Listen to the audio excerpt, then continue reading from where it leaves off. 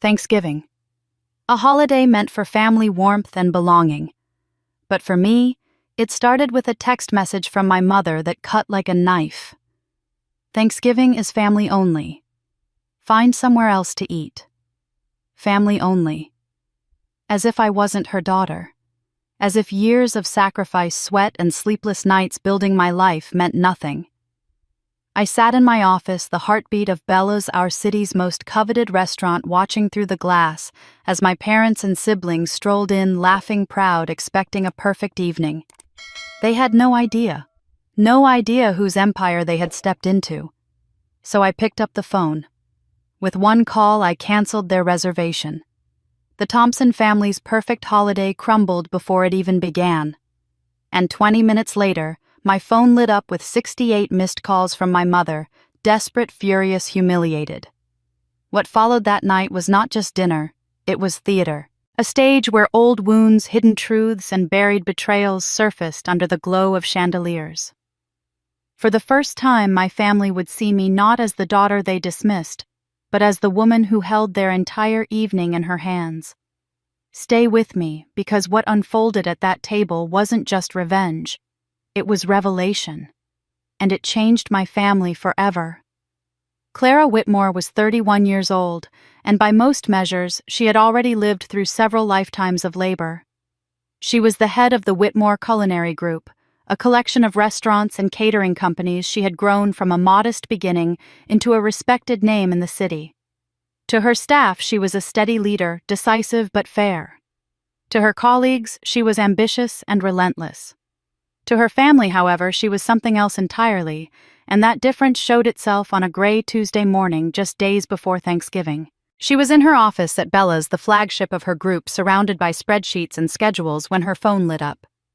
It was a message from her mother, Margaret. Clara expected a quick question, or perhaps even an invitation, though that would have been unusual. Instead, what appeared on the screen felt like a door closing. Thanksgiving is family only. Find somewhere else to eat. The words were sharp, almost casual in their cruelty, and Clara read them twice before the weight of them settled. Family only. She blinked, almost wondering if she had misunderstood. But there it was, direct and unmistakable. For a moment she sat frozen, her hands resting uselessly on the edge of her desk. It felt less like a message and more like a verdict. To be told that Thanksgiving was reserved for family was not merely about a dinner, it was about belonging. And in that instant, her own mother was declaring that Clara did not belong. She felt stripped of something more basic than an invitation, stripped of her role as daughter, as part of the circle. The quiet hum of the restaurant below her office contrasted with the roar in her chest, the sudden rush of disbelief and pain.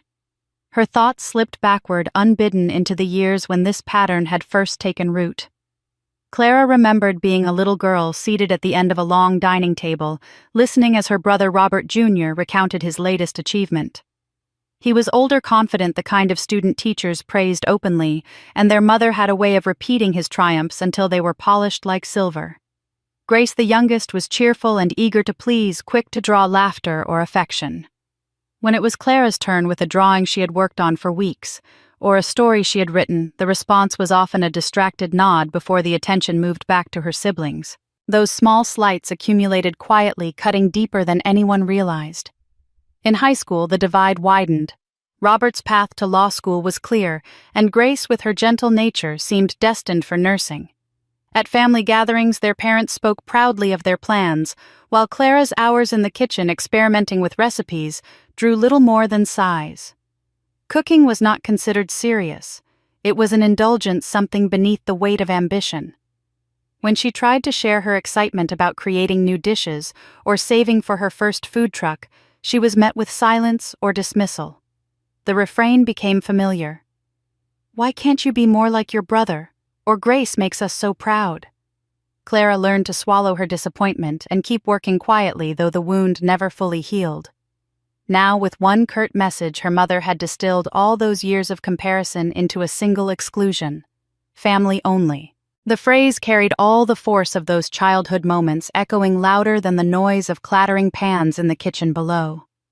Clara sat at her desk feeling the old ache surge back sharper than before, because she had thought perhaps with time things might change. She had imagined that success might soften their judgment, that building a respected business might earn her place at the table again. But the text proved that nothing she did outside those family walls was enough to erase the story her mother carried about her. She picked up the phone and turned it over in her hand, staring at the screen that had gone dark again. The words still burned in her mind. This was not about logistics or limited space at a table. This was deliberate. It was the act of removing her, of making sure her absence was felt as absence. And though Clara had endured years of being overlooked, this was different. This was a declaration that she was not one of them. The message had been delivered with the casualness of sending a grocery list, but the effect was devastating. It was not about food, not about tradition, but about identity. About who counted as family. Clara leaned back in her chair, trying to steady her breathing. Through the glass wall, she could see her staff moving with purpose, preparing for the holiday rush. They saw her as the heart of this place, the one who had created opportunity for them, the one who carried the vision forward. To them, she was indispensable. Yet to her own mother, she was expendable, erased with a few keystrokes. The contrast was so stark, it left her dizzy. How could the same woman be both leader and outcast at once? How could the world outside honor her while her family closed the door? She looked down at the phone again, this time not with disbelief, but with something closer to clarity. The hurt was still sharp, but beneath it was a recognition she could not ignore. She would never be enough for Margaret, not in the way Robert or Grace were. Perhaps she had known this for years, but the message forced her to admit it fully. There was no misunderstanding. Her mother had drawn the line, and Clara had been placed on the wrong side. That reality was painful, but it was also freeing in its own cruel way.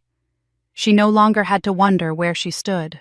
The exclusion was plain, and in that truth, as hard as it was to hold, something inside her began to shift. This Thanksgiving would not follow the old script of silence and endurance. Something was stirring, though Clara could not yet name it. She only knew she would not carry this wound quietly again.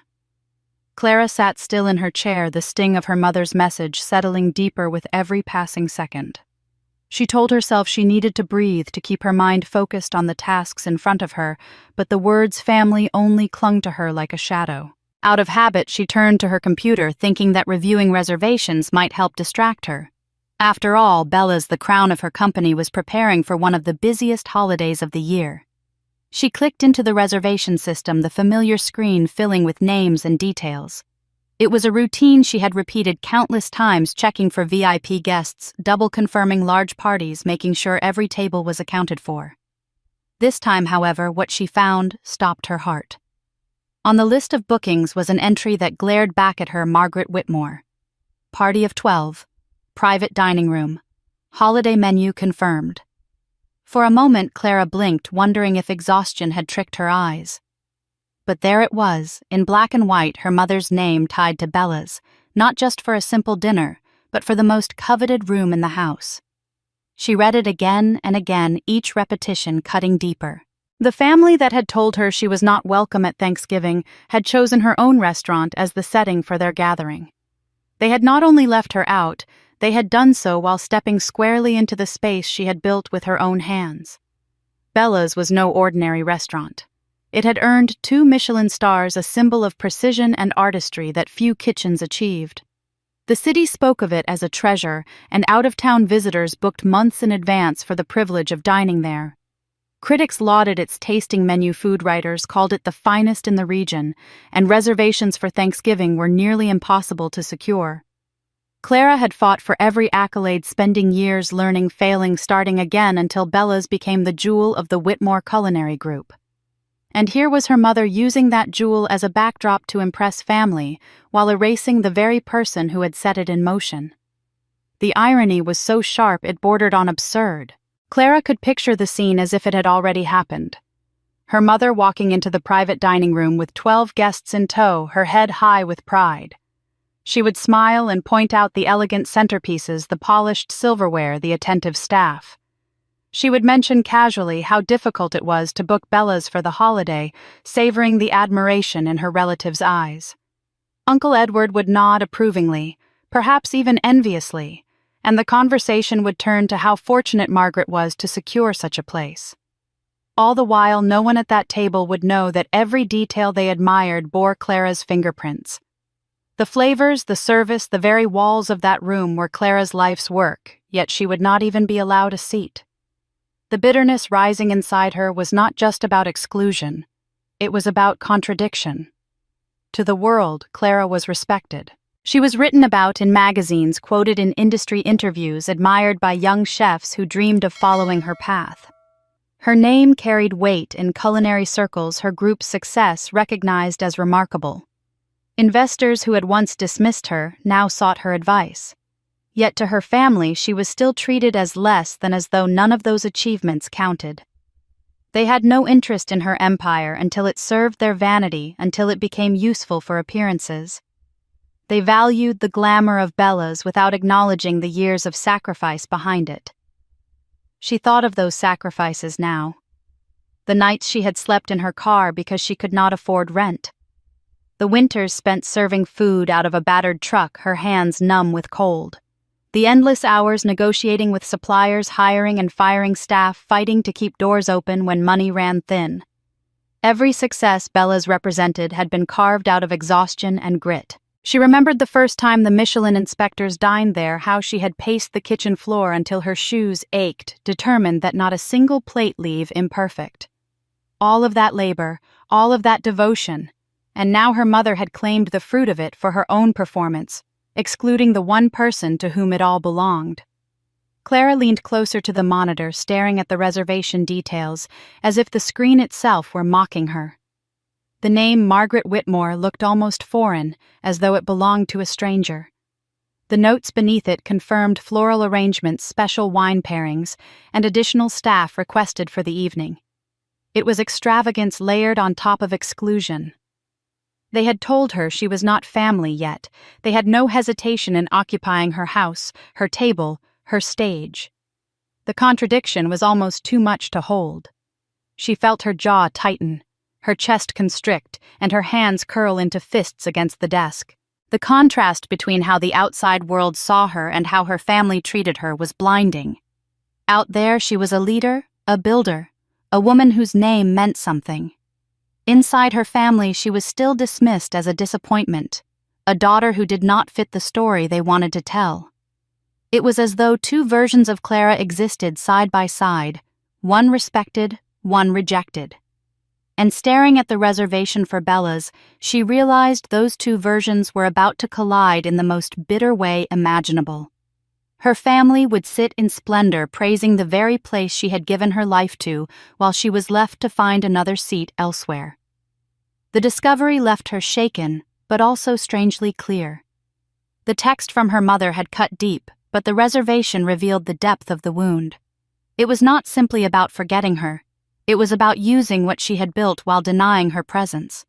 That kind of hypocrisy could not go unanswered. Clara felt a spark ignite beneath the ache, a spark that told her silence was no longer possible. The table her mother had reserved was not just a place to eat. It was a monument to everything Clara had endured. And now, seeing her family's name attached to it, she understood fully that she would not allow them to enjoy it without facing the truth of who she was.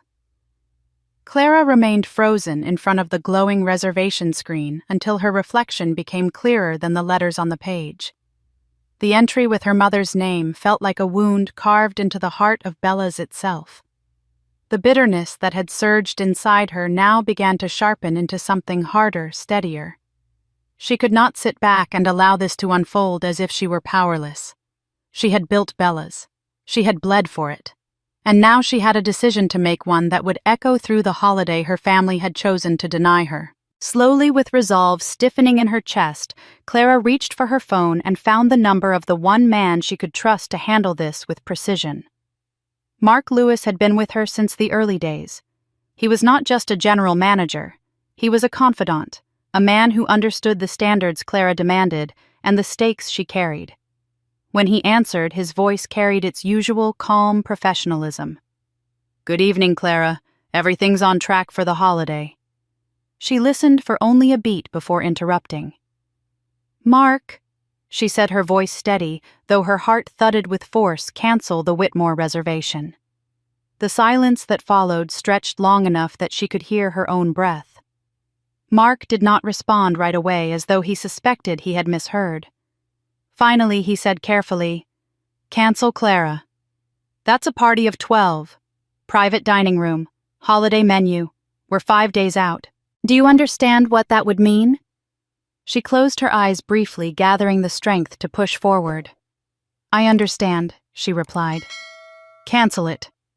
Mark hesitated again, his voice now tinged with concern.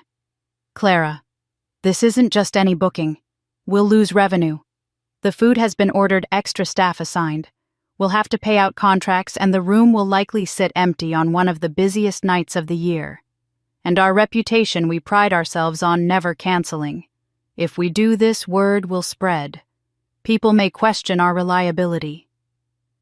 He let the implications hang in the air, the weight of his loyalty pulling against the rules of business. He had been trained to protect Bella's image, and canceling such a large party was unthinkable. But Clara's decision had already crystallized. The ache in her chest had burned away into a firm, unyielding anger. Mark, she said, her tone sharper now they told me I wasn't family. They booked my restaurant while telling me to stay away. If they want that table, if they want Bella's, they can have it, but only if I am there. Otherwise, they lose it. That's final. Mark exhaled slowly, the sound heavy with hesitation. Are you certain this is what you want? This could create chaos for them and for us.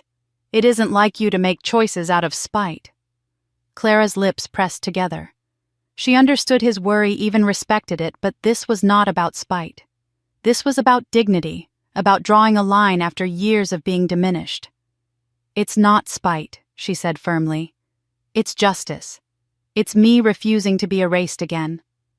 She rose from her chair, her gaze shifting back to the dining room below.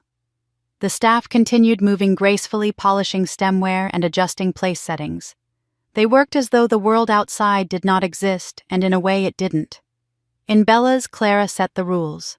She had spent her adult life being silent in her family's presence, swallowing each slight and carrying each rejection. But here in her world she did not have to remain silent. Call them, she instructed. Tell them Bella's cannot honor the reservation as it stands. If they want it, I must be included. No exceptions. Mark's voice dropped lower, steady but weighted. You realize that they'll be furious. They'll demand answers. They'll likely call you directly. Clara allowed herself a bitter smile. Then let them. For once they'll have to deal with me on my terms. Mark was quiet for a beat longer before answering. All right. If that's what you want, I'll make the call. Clara could hear the loyalty in his voice, the willingness to stand with her even when the path was risky. She thanked him quietly before ending the call, her hand still firm around the phone. The room seemed different now, as though her decision had shifted the very air. The reservation was no longer just a booking on a screen. It was a battle line, and she had drawn it herself. She would not allow her mother to exclude her and then use her work to shine. Not this time. As the minutes passed, Clara felt something new stirring within her. For years she had carried herself with quiet patience, telling herself that success alone would prove her worth. But success had never changed her family's view. They still saw her as the one who strayed, the one who did not fit their idea of achievement. Tonight she understood that proving herself through work was not enough. She would have to confront them, force them to recognize her existence, even if it meant breaking the traditions they clung to. She could picture the fallout already. Margaret's outrage, Robert's dismissive remarks, Grace's timid attempts to smooth things over. But this time Clara was prepared. She would not sit at home on Thanksgiving night nursing her wounds while they feasted in her house. She would be there, and they would have no choice but to face her. Clara placed the phone back on her desk, her fingers steady. She looked out at the dining floor once more, at the place that symbolized everything she had accomplished. Bella's had been built from sweat, from exhaustion, from endless nights when she wondered if she could keep going. Every brick and every plate was proof of her refusal to quit. And now, with her family's betrayal staring her in the face, she realized that this place was more than just a business. It was her defense, her fortress, her stage. If her family wanted to use it as a backdrop for their performance, then she would step into the spotlight herself. They would see her. They would have to. And for the first time in many years, Clara felt the old ache in her chest give way to a firmer, colder resolve. She had drawn her line and she would not move. The call to Mark had left Clara with a strange calm. For the first time, she felt that she had seized control of a story that had always been written without her. She did not know what her mother's immediate reaction would be, but she did not need to guess for long. By the next morning, Margaret Whitmore was on the phone with anyone who would pick up her voice sharp, her tone urgent. She called the city's most exclusive steakhouses the French Bistro, uptown, with a reputation for hosting politicians, even a hotel ballroom manager she barely knew. Each answer was the same. No, they could not seat a party of 12 on Thanksgiving week. No, the private rooms were all booked. No, there was nothing they could do.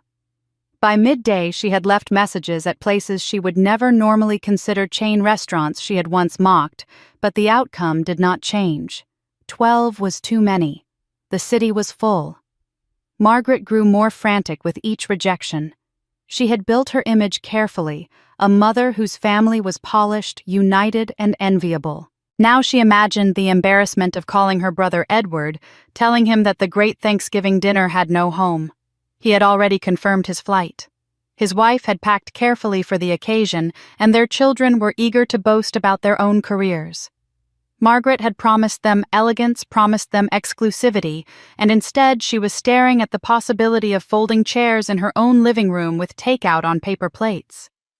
The thought was intolerable. She paced her kitchen, clutching her phone, her hair falling loose from its careful bun, her voice rising each time she left another message. The walls seemed to close in on her with the weight of impending humiliation. Meanwhile, Clara watched the storm from a distance. She had not spoken to her mother since instructing Mark to cancel, but she could imagine the chaos. Every unanswered call, every brusque denial from a reservationist was a small crack in Margaret's facade. For years, her mother had held the upper hand, deciding who was worthy of inclusion, who could sit at the table, who counted as family. Now, with Thanksgiving only days away, the power had shifted. Clara was not rushing from restaurant to restaurant begging for a table. She was not the one with something to prove. The sudden imbalance was almost dizzying. In the middle of that afternoon, Clara's phone buzzed. It was not her mother, but her sister Grace. The message was brief, hesitant, and heavy with implication. Mom told me about Thanksgiving. Are you okay? Clara read the words slowly. Grace had always been kind in her own quiet way. She had never mocked Clara's choices, never openly belittled her.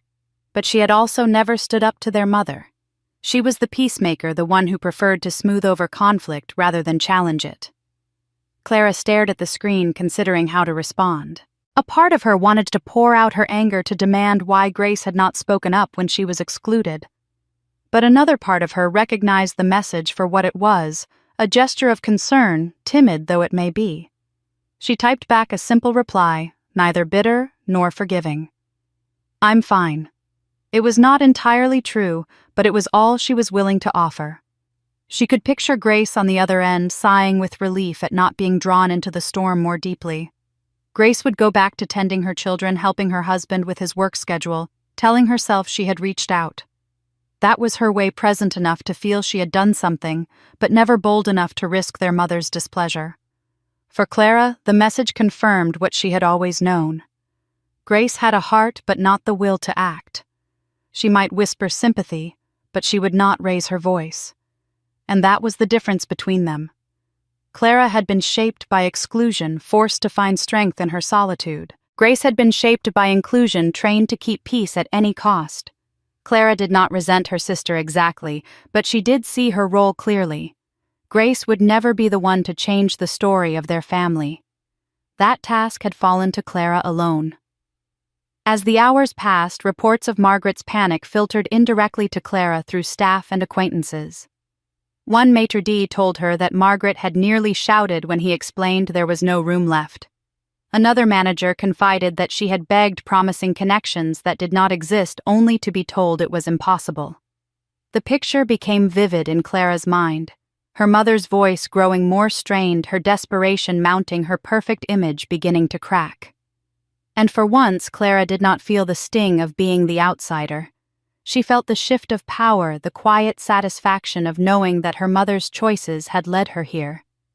By the time evening fell, Margaret was nearly undone. She sat at her kitchen table with a notepad littered with crossed-out names, her phone battery drained from hours of calls.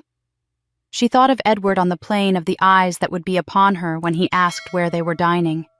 She thought of the whispered comparisons of being measured against siblings and cousins who seemed always to host grander gatherings. For Margaret, Thanksgiving was not just a holiday. It was a performance, a chance to prove that her family belonged on the same stage. Now the stage was slipping out from under her, and she did not know where to turn. In that silence, Clara's phone buzzed once more. This time she did not check it immediately. She already knew who it would be. Her mother was running out of options, and there was only one person who could restore the dinner she so desperately wanted. Clara let the phone rest on her desk for a moment longer, savoring the quiet knowledge that the next move belonged to her, not to the woman who had cast her aside. For the first time in years, the balance had shifted, and Clara understood just how powerful that change could be. The call came late in the evening, just as Clara had expected it would. Margaret's voice carried that peculiar mix of authority and desperation that Clara knew well. She did not waste time with pleasantries. "Clara," she began, her tone brittle. "I need your help. Bella's canceled our reservation, and I can't imagine why. Surely you know someone who can straighten this out. You have connections in the industry, don't you?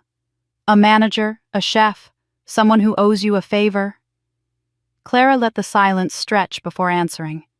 For years she had listened to her mother's requests framed as demands, her accomplishments ignored unless they could be used as leverage. This time she would not rush to fill the silence. When she finally spoke, her voice was calm but firm. "I can help you," she said. "But there's a condition. The table will be for 13 people, not 12. There was a pause on the line long enough for Clara to imagine her mother's lips tightening, her hand gripping the phone a little harder. 13. Margaret repeated, her voice rising with confusion. "That makes no sense. We planned for 12. Clara leaned back in her chair, her eyes fixed on the ceiling as she chose her words carefully. "If you want Bella's, if you want the private room and the meal you promised everyone, then it's 13 or nothing. I will be at that table or the table doesn't exist." The firmness of her tone was a shock even to herself, but she knew it was necessary. Margaret hesitated, clearly weighing her options. "Clara, darling," she began in the soothing tone she used when she wanted to coax rather than confront, "you work so much, and I thought you'd prefer to do your own thing. We didn't mean to hurt you. This is about keeping things simple." Clara almost laughed at the word. Simple. There was nothing simple about arranging a private room at Bella's, nothing simple about the floral arrangements and wine pairings her mother had requested. The simplicity Margaret spoke of was an excuse, a way to erase Clara without naming the truth. "It's not about simple," Clara replied evenly. "It's about choice. You chose to exclude me. Now I am choosing the terms. 13 or nothing." Her mother's breathing quickened on the line. She tried again, pressing another angle. "Well, if it must be 13, perhaps we could bring along a friend of the family. You remember Mrs. Ellison, don't you? She's always been close to us. That way it won't feel forced."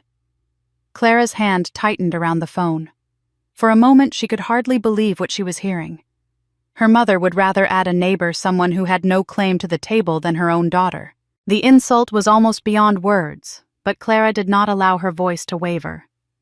"If Mrs. Ellison takes that 13th seat," she said coldly, "the room will remain locked. This is not negotiable." The next morning, Mark stepped into Clara's office, his expression guarded. "Your mother called again," he reported. She asked if the 13th place could go to someone else, a family friend. She said it would make things less awkward. Clara felt the heat rise in her chest. So she would rather sit with a stranger than her own daughter, she said softly. Mark hesitated before answering. It seems so. Clara turned toward the window, watching the city traffic move below. In that moment, her resolve hardened. Every scrap of hesitation she might have felt was gone. Her mother's attempt to replace her with an outsider had made the truth clear: she would never be granted her place unless she seized it herself. That evening the phone rang again. This time Margaret's voice had lost its firmness. It trembled on the edge of pleading. Clara, I can't find another restaurant. Edward is already on his way and everyone is expecting Bella's. Please, just help me fix this.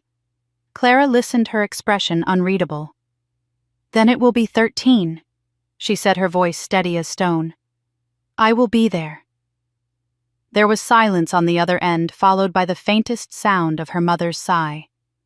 The sound was not relief, but resignation. All right, Margaret whispered. 13. Clara ended the call without further words. She set the phone down on her desk and folded her hands together, letting the weight of the moment settle. For years, she had allowed her mother to dictate the terms to decide whether she belonged or not. Now the balance had shifted. Margaret could not host her grand dinner without Clara. For once it was her mother who had to yield. Clara felt no triumph, only a cold certainty. She had drawn her line, and her mother had been forced to step back. As the city lights flickered on outside her window, Clara understood what this meant. She was no longer waiting for acceptance, no longer hoping for approval. She had established her place by force of will, and though it came through bitterness, it was hers. Thanksgiving would go forward, and this year she would not be absent.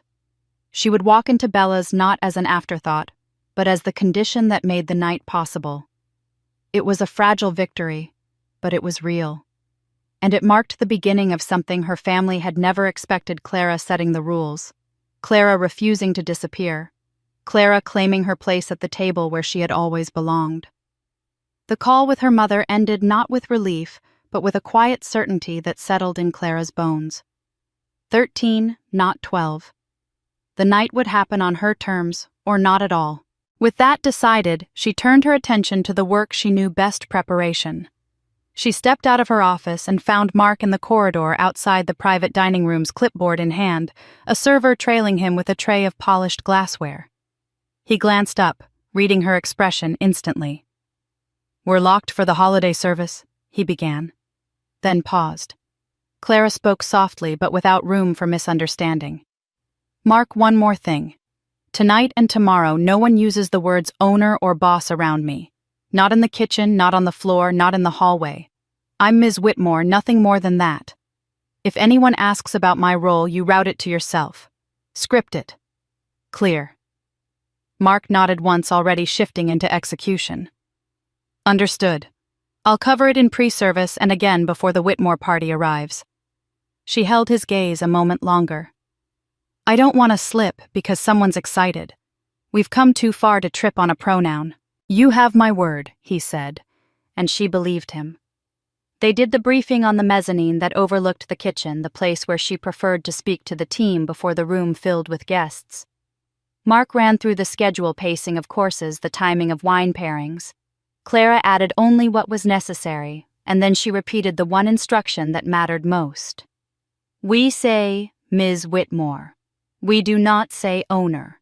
We do not say anything else about me. You're professionals. Treat me as you would any guest whose preferences you know by heart. She watched their faces, servers, captains, back waiters, the sommelier, steady, focused, loyal. Many of them had been with her long enough to remember a time before Bella's had linen on the tables. A few had joined because they believed in the way she did things, the quiet discipline, the refusal to cut corners. They would keep her confidence because she had kept theirs through pay bumps on hard months and schedules that accommodated a sick child or a night class. The room murmured in assent, and the meeting broke.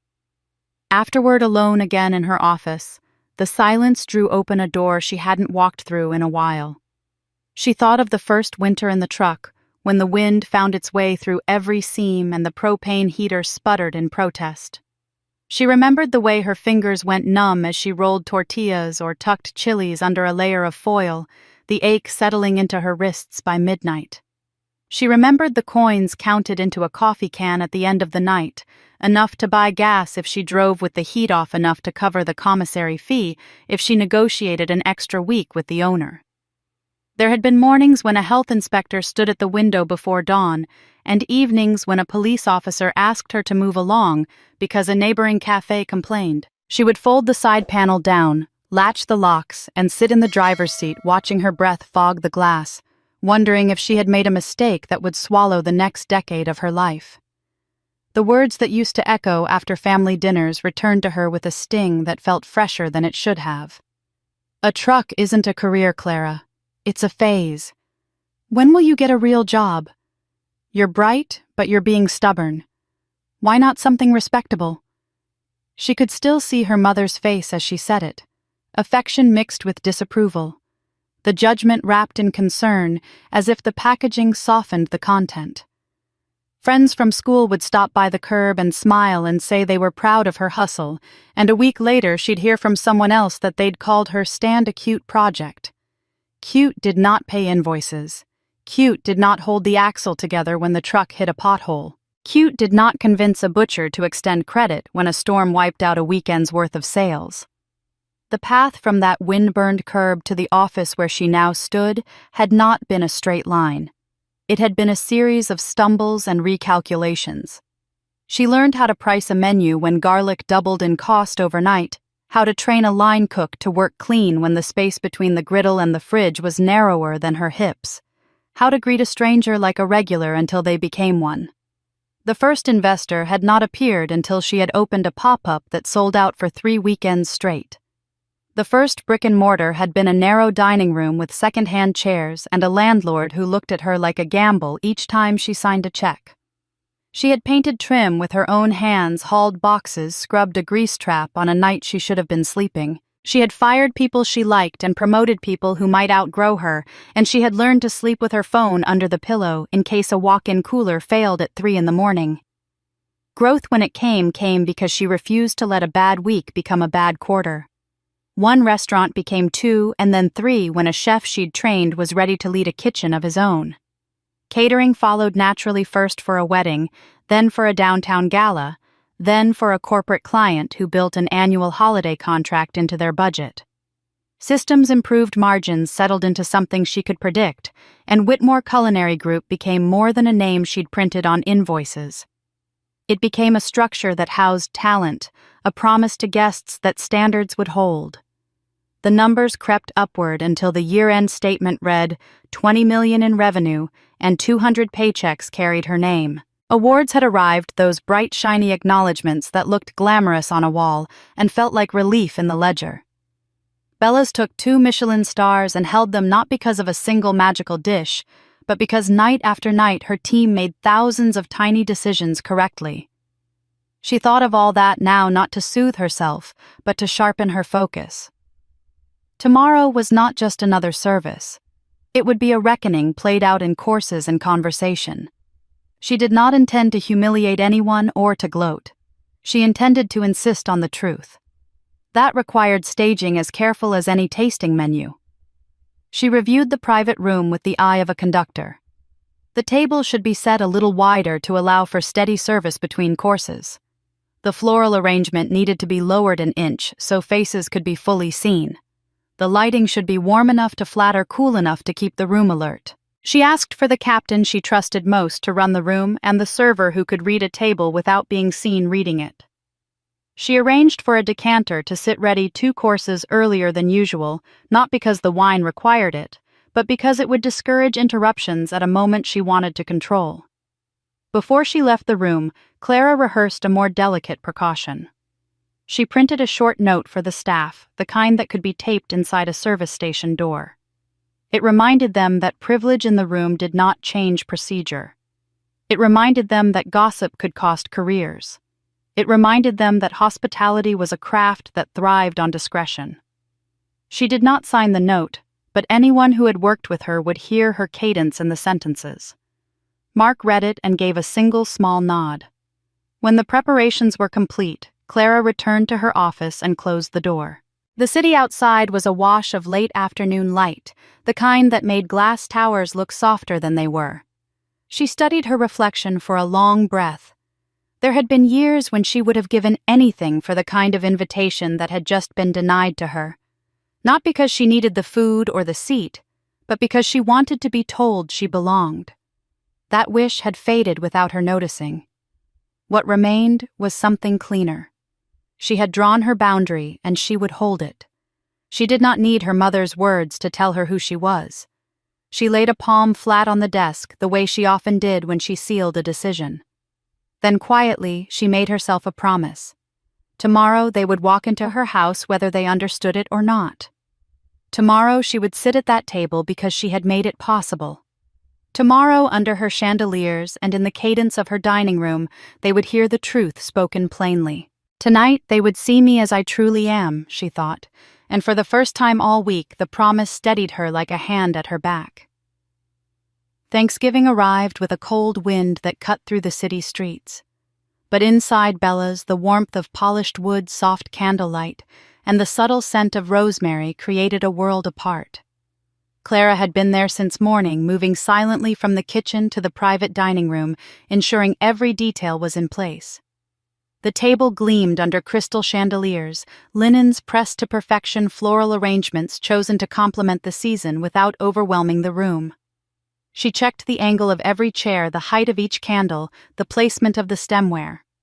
It was not simply a dinner service. It was a stage, and tonight her family would walk into it unaware that every corner bore her imprint. When the clock struck 4, Clara retreated to the side, close enough to observe but far enough to let the moment unfold. She heard them before she saw them. Her mother's voice leading brisk and commanding, followed by the shuffle of coats being removed and greetings exchanged in the foyer. Then the door opened and the Whitmores entered Bella's private dining room. A ripple of awe spread instantly. The chandeliers caught their eyes first, the golden glow spilling across the polished table. The floral centerpieces drew murmurs, their colors rich but restrained, and the attentive staff who stepped forward to offer assistance sealed the impression of refinement. Margaret stood taller in that moment than Clara had seen in years. She looked around with a proud gleam, her hands smoothing the front of her dress, as if she herself had conjured the grandeur of the room. Her brother Edward gave an approving nod, his booming laugh filling the space. His wife whispered something about how impossible it was to book Bella's for the holiday, and Margaret's smile widened. Clara recognized the look immediately, the satisfaction of being admired, of being envied. This was Margaret's theater, and for once, she was playing the lead role she had always coveted. The guests began to take their seats, chattering with excitement about the exclusivity of the evening. Margaret gestured graciously toward the head of the table, seating Edward and his wife in positions of prominence, arranging her children Robert and Grace where they would be most visible. She was orchestrating an image, painting a portrait of a family in control, successful, enviable. What she did not expect, what none of them expected, was the 13th chair. It stood waiting, unmissable, set as carefully as all the others. When Clara stepped forward and drew back the chair, the conversation faltered. Robert's fork, which he had just lifted to inspect, paused mid-air. Grace glanced quickly from her mother to her sister, her lips parting but no words forming. Margaret's expression froze, the brightness in her eyes dimming as recognition set in. For a moment, the room seemed suspended in silence. Clara sat down with a calm that bordered on regal, her movements precise and unhurried. She folded her napkin across her lap and lifted her chin, her presence filling the space not with noise but with quiet authority. Margaret recovered first, forcing a laugh that rang a little too loudly. "Well, it seems we are truly a full house tonight," she said, her tone straining toward lightness. Edward raised his glass, oblivious to the undercurrent, and remarked that it was good to see all 13 seats filled. But Clara could feel the weight of the stares circling the table, the mixture of confusion, discomfort, and curiosity. She was not supposed to be there, and yet here she was, unmovable queen at her own table. As the first course was served, Clara remained composed, her voice measured when she joined the conversation. She did not fidget or apologize, did not defer to make anyone else comfortable. Instead, she allowed the room to adjust around her as though her presence was the anchor rather than the disruption. It was a subtle shift, but one that changed the atmosphere entirely. The others continued their small talk, Robert boasting about a recent case, Edward recounting his son's promotion, but the rhythm was different now. Every so often, eyes would drift back to Clara, as though they were trying to puzzle out how she fit into the picture. Margaret kept her smile fixed, but her hands betrayed her. She twisted her napkin under the table, her knuckles whitening with the effort to maintain composure. The performance she had constructed so carefully was no longer hers alone. Clara's presence at the table disrupted the neat image of perfection, but it also lent a gravity Margaret could not erase. To exclude her had been the plan. To see her sitting there calm and unshaken made Margaret's earlier decision look small and cruel. Clara felt the tension but did not flinch. She sipped her wine with steady hands, listened with polite interest, and spoke when necessary, her tone carrying the quiet authority of someone who belonged. In truth, she belonged more than anyone else. This was her house, her table, her staff moving silently in the background to anticipate every need. The irony hung thick in the air, though no one dared to name it. For Margaret, the pride of being admired by her relatives clashed with the discomfort of her daughter's silent defiance. For Clara, the satisfaction lay not in words, but in presence. She had claimed her seat, and no one could take it from her now. The evening pressed on course after course, delivered with precision, the private room humming with the illusion of celebration. But beneath the surface, the dynamics had shifted irrevocably. Clara did not need to raise her voice or declare her achievements. Simply by sitting in that 13th chair, she had rewritten the story her mother had tried to tell. She was no longer the absent daughter excluded and dismissed. She was the figure they could not ignore, poised and unyielding queen at her own table, while the performance her mother staged began to falter under the weight of truth. The meal unfolded with polished efficiency, each course arriving in a rhythm so smooth it almost disguised the tension brewing at the table. Crystal glasses, clinked silverware scraped lightly against fine porcelain, and polite laughter filled the air. But beneath it all lay an undercurrent that Clara could feel in her bones. She sat quietly, her posture steady, her gaze calm, letting the room swirl around her without interruption. She knew how to wait. She had spent her life waiting for the right moment to speak. Her Uncle Edward leaned back in his chair, a glass of wine swirling lazily in his hand, his booming voice carrying across the table. He had always enjoyed holding court, always enjoyed being the one to inject humor at another's expense. His eyes landed on Clara, and the corners of his mouth curled into a half-smile. "So, Clara," he said loudly enough for everyone to hear, still tinkering with those food trucks I remember when you parked one outside the courthouse. "Thought you might get lucky catching hungry lawyers. Cute idea." His words were framed as a joke, but the sting was sharp. A few people chuckled politely while others shifted uncomfortably in their seats. Clara kept her expression serene, as if the jab had bounced harmlessly off her. Inside, she felt the old ache rise the countless times her work had been reduced to a hobby, her sacrifices dismissed as a phase. But she did not give Edward the satisfaction of seeing her flinch. She sipped her wine slowly, her eyes steady on the rim of the glass as though she hadn't heard him at all. The silence she offered in return was louder than any retort, and Edward, perhaps irritated at being denied a reaction, turned his attention elsewhere. Robert Jr., her elder brother, took that moment to launch into his own monologue. His voice was smooth, confident, polished from years of courtroom performance. "My firm just closed a major case," he said, glancing around the table to gauge the effect of his words. "Multi-million-dollar settlement, national coverage. The partners said it's one of the most important cases they've handled in years. I had to fly to D.C. twice last month just to finalize negotiations." He leaned back with the air of a man accustomed to admiration, his hand resting on the back of his chair like a crown laid lightly on his head. Margaret beamed at him, her pride unmistakable, and Edward offered a congratulatory toast. Clara listened, her face impassive as her brother basked in the glow of recognition. He spoke of strategy of opponents, bested of headlines praising his work. The others nodded, murmured approval, lifted their glasses in acknowledgement. Clara allowed the words to wash over her without interruption. She knew that for her family, Robert's triumphs had always been the standard. He was the star, the model, the golden sun. And she, no matter her own accomplishments, had been cast as the shadow.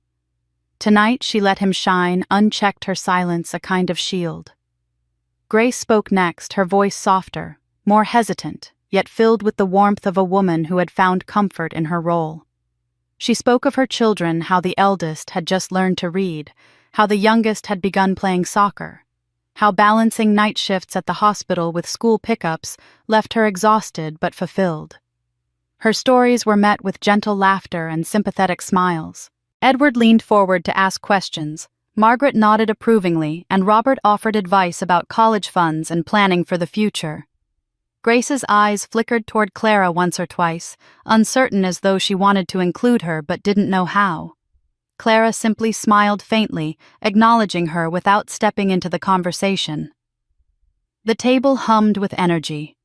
Robert's triumphs, Grace's family stories, Edward's humor, each thread weaving together the performance Margaret had so carefully staged.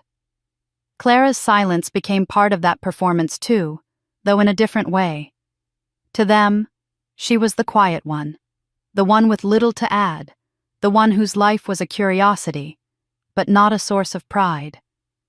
They mistook her composure for resignation, her calm for absence. They thought she was swallowing the same old humiliation, quietly enduring the familiar role of outsider. But beneath that stillness, Clara's resolve only deepened. Every slight, every dismissal, every pointed omission was fuel for what she knew was coming. She felt no rush to interrupt, no urge to defend herself in scraps of conversation.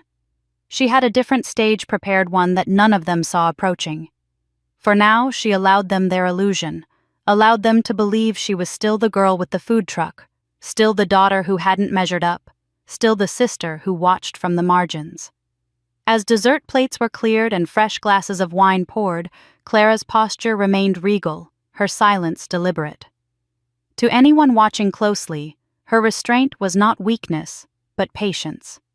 She was holding the reins of the evening in her hands, waiting for the moment when she would no longer need to be silent. The weight of her family's words pressed against her like stones, but instead of breaking her, they built the foundation of what was to come. Soon enough, the performance would shatter, and the truth would claim its place at the table. Tonight she let them believe they had triumphed, even as she prepared to turn the night into something none of them would forget. The evening had rolled along with practiced ease, each dish delivered as though choreographed, each course polished and precise. Clara had remained steady through the chatter, through Edward's teasing, through Robert Jr.'s endless boasts, through Grace's gentle stories of her children. She had allowed the performance to play itself out, silent, but unyielding, waiting. Now, as the main course was cleared and fresh glasses of wine filled the room, the moment presented itself in the form of a question that cut through the hum of conversation. Edward leaned forward, his eyes narrowing in curiosity, his booming voice filling the private dining room.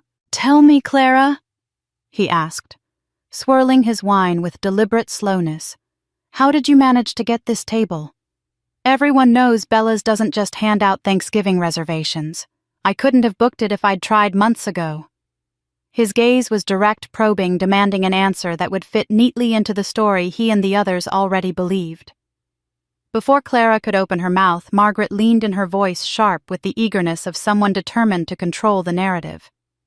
"She knows someone," she said quickly, offering the explanation as though it were a life raft thrown into dangerous waters. "Clara has always been resourceful. She must have called in a favor. Isn't that right, dear?" Her smile was brittle, her eyes darting from Edward to Robert to the others, desperate to smooth over the question before it unraveled the illusion she had worked so hard to maintain. Clara let the moment hang in the air, the weight of it pressing against her chest. Slowly she set her glass down on the table, the sound of crystal against wood louder than it should have been. She looked directly at Edward, then at her mother, and finally at the rest of the table. Her voice, when it came, was calm and steady, carrying the quiet authority of someone who no longer needed permission to speak. "No," she said firmly. "I didn't call in a favor. I am the owner, Bella's, and the entire Whitmore Culinary Group." The words struck the room like a thunderclap. Conversation died mid-sentence. Forks froze halfway to mouths. The gentle hum of the dining room outside seemed suddenly distant, muffled, as if the walls themselves had drawn tighter around the revelation. Margaret's face drained of color, her hands gripping her napkin so tightly it tore slightly at the edges. She sat frozen, her lips parted but no words forming. Her perfectly rehearsed performance had collapsed in an instant, and the shame of it clung to her like a shadow. Robert Jr., the ever-confident lawyer, stared at Clara as though she had spoken in a foreign tongue. His brow furrowed his jaw, tightening his posture, stiffening as if bracing against a blow. For years he had believed himself the standard, the pinnacle of success in their family. Now faced with the scale of Clara's truth, his pride faltered. He struggled to speak, but found no words that could bridge the gap between what he thought he knew and what sat undeniable before him. Edward, always larger than life, leaned back hard in his chair, his booming laugh caught in his throat. His eyes widened, disbelief etched across his face as he tried to reconcile the memory of a niece selling tacos from a truck with the woman before him claiming an empire. For a long moment he said nothing, his silence almost as heavy as Margaret's. Then, as though a switch had been thrown, he let out a sharp exhale and slapped his hand against the table. "Remarkable," he declared, his voice once again filling the room. "Absolutely remarkable. From a truck on the corner to this. Bella's Michelin stars an empire. That's the kind of grit I admire." He raised his glass in salute, his admiration loud and unrestrained. The others remained frozen, caught between awe and discomfort. Margaret shifted unsteadily, her eyes refusing to meet Clara's. Robert's jaw remained tight, his hand clenched around his glass as though he might crush it. Grace looked down at her lap, her fingers twisting nervously at the edge of her napkin, her face caught between pride and guilt. Clara, for her part, did not bask in Edward's praise, nor did she look to her mother for recognition. She sat steady, her hands resting lightly on the table, her expression composed. The power of the moment was not in their applause nor in their shock. It was in the truth itself finally spoken aloud. For years she had been erased, diminished, dismissed. Now, with a single statement, she had rewritten the story. The silence that followed was not just absence of sound, but presence of truth. A silence that demanded acknowledgement, that pressed down on each person at the table until they could not ignore it. Clara's eyes swept the room one last time, lingering on her mother's pale face, on her brother's stunned expression, on her uncle's booming admiration. The revelation had been made, and nothing could return the evening to what it had been moments before. The performance was broken. The truth had entered the room, and it belonged to her. The silence after Clara's revelation stretched long enough to feel like a weight pressing on every chest in the room. Edward still held his glass aloft, praising her grit, but his booming voice no longer filled the void. Instead, all eyes turned toward Margaret, whose pale face betrayed the collapse of her carefully constructed facade. Clara sat unmoving, her expression calm, her voice measured when she finally spoke again. "Tell me, Mother," she said, her gaze sharp as glass. "Are you sorry because you hurt me, or are you sorry because you just found out I'm successful?" The words landed with the precision of a blade. Margaret flinched, her hands trembling as they shredded the napkin in her lap. Her eyes darted toward Edward, toward his wife, toward Robert Jr., searching for an escape that did not exist. I only wanted the evening to be perfect," she stammered, her voice breaking under the strain. "Your uncle is always comparing his children, and Robert is so accomplished. Grace has her beautiful family. I thought if you came it would complicate things." Her confession spilled out like water from a cracked vase, the truth raw and graceless. "I wasn't thinking about you, Clara. I was thinking about appearances." The words sat heavy on the table, their cruelty unsoftened by intention. Robert Jr. cleared his throat, eager to steer the conversation away from their mother's unraveling, but the sharp edge of jealousy flickered in his eyes. Well, he said with forced levity, success brings its own challenges, doesn't it? If Whitmore Culinary Group ever needs legal counsel, I'd be happy to advise. High-profile businesses can't be too careful these days. His tone was light, but his meaning was clear. His pride could not stand idle, and even now he sought a way to weave Clara's empire into his own achievements. It was not admiration, but ambition that colored his words. Clara heard it plainly, and though she kept her face composed inside, she felt the familiar sting of being seen not as a sister, but as an opportunity to exploit.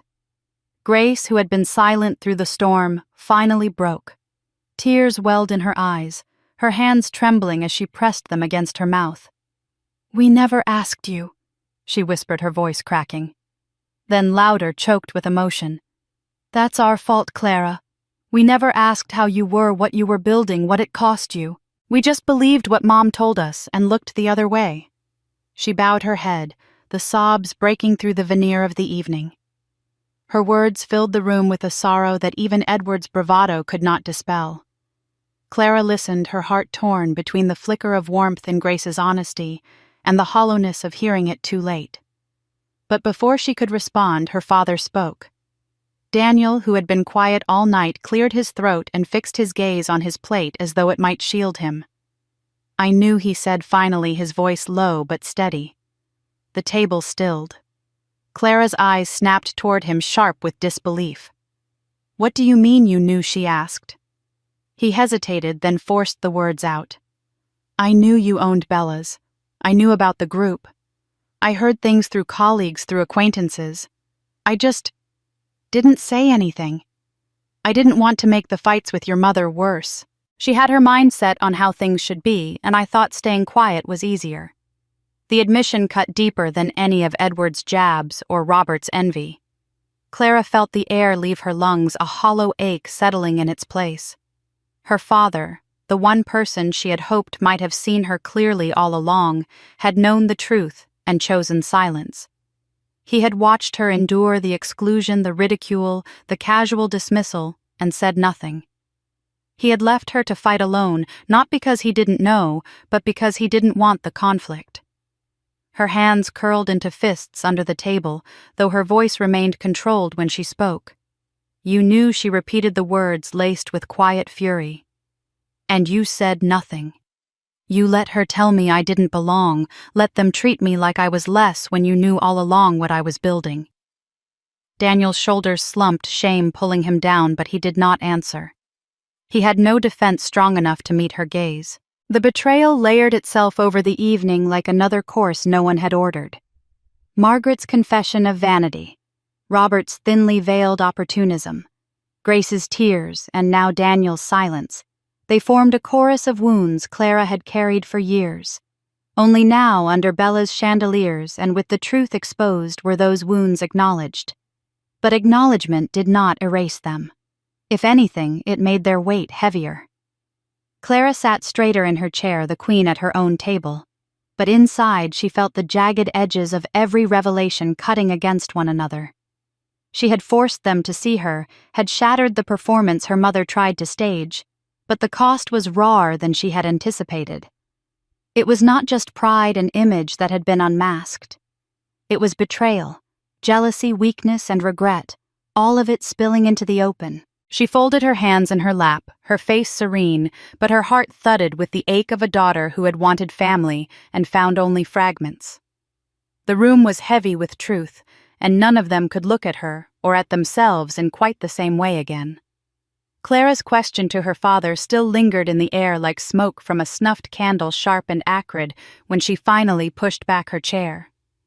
The scrape of wood against polished floor cut through the silence louder than any voice. She had said all she needed to say, revealed truths that could not be forgotten, and the weight of their stunned faces pressed against her chest. Rising to her feet, she gathered the napkin from her lap and set it neatly on the table. For a fleeting moment she considered walking out, leaving them to stew in their shame without her presence to remind them of what they had lost. But just as she turned, Mark appeared at her side, slipping close enough that only she could hear his voice. His tone was calm, almost conspiratorial. "The sharpest blade," he murmured, "isn't leaving them behind. It's making them finish their feast under your shadow. Sit and let them eat the rest in silence." Clara hesitated, her eyes flicking toward the table where her family sat stiff and awkward, their appetites smothered by tension. Then she lowered herself back into the 13th chair, the gesture unhurried, almost regal. The room seemed to contract as she settled in again, her mere presence reshaping the air. No one dared speak at first, the clink of silverware against porcelain replaced by a heavy, oppressive quiet. Servers continued their work discreet as ever, but the elegance of Bella's only deepened the contrast. What had begun as a performance of pride was now a theater of shame. Each bite of food, each sip of wine carried the metallic tang of humiliation. Margaret sat rigid, her hands folded too tightly in her lap, her eyes darting toward Edward as though begging him to redirect the narrative. But Edward only leaned back, his booming voice now muted into occasional remarks about the extraordinary quality of the food. Between courses, he made no attempt to disguise his admiration for Clara, speaking directly to her about the empire she had built, the vision it must have taken. His compliments were genuine, almost effusive, and with every word, Margaret's cheeks flushed deeper. She had wanted to impress her brother with the glow of her own household, yet now it was her daughter's shadow that cast the longest line across the table. Robert Jr. shifted in his chair, his jaw tight, his fingers tapping against the stem of his wineglass. The lawyer who so often relished the spotlight now found himself dimmed, his victories paling beside the magnitude of Clara's revelation. His irritation seeped through in sharp glances, his silence barbed with unspoken resentment. He had spent his life accustomed to admiration, certain of his role as the star. But tonight, the room bowed toward someone else. The discomfort sat on him like a second skin, and Clara noticed the way his lips tightened every time Edward praised her again. Grace, by contrast, could not hide her sorrow. Her earlier tears had softened her expression, and she watched Clara with the hesitant gaze of someone finally seeing a sibling for the first time.